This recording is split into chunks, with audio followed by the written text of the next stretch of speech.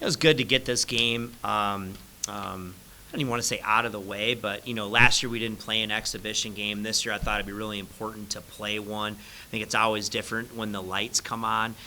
We got so many new faces, and you get the starting lineup and the video, and the fans are out there, and the PA and all that stuff. It's just a little bit different, and so I thought it was good for us to do that. Obviously, there were some good things. There were a lot of things that were choppy. I think the thing that I probably liked the most from this group was their willingness to share the ball. I think that's something that I've seen in practice. With as many new faces, I've loved that buy-in, and I didn't see guys forcing bad shots or anything. I saw guys really making the extra pass and playing unselfish. I thought that was really good. I thought after the 4 turnovers and it felt like the first 30 seconds, we kind of settled down a little bit, that way too. Obviously, we got some things to clean up on the glass in the defensive end, but we'll learn from it and help us get ready for Monday.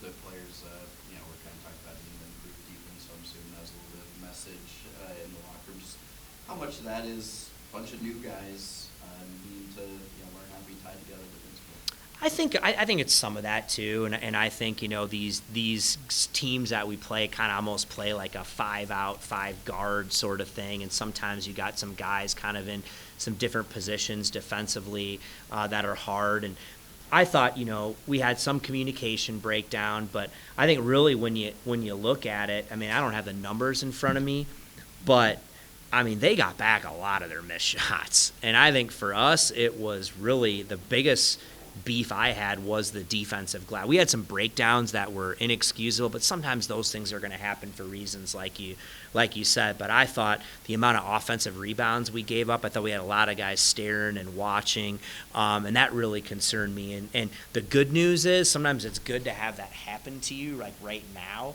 I'd rather have that happen right now than in the second regular season game or whatever. But that's something that I think we really need to get cleaned up here before Monday. Obviously, unofficial debut that Crocker Johnson going for 20 is probably very encouraging.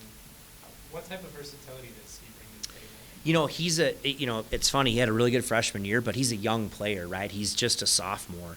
And he's a guy, too, that we're really going to ask a lot of. He's kind of the one guy that's going to have to learn both the perimeter and post position for us, kind of like David had to do, like Joel Scott did for us, where he'll play some forward for us in lineups. He'll play some, P-spot, we call it, bigger lineups. And so now you got to learn 2 positions offensively and defensively, and him learning to guard a little bit better on the perimeter and all those things. But you can see he's a guy who can shoot the ball.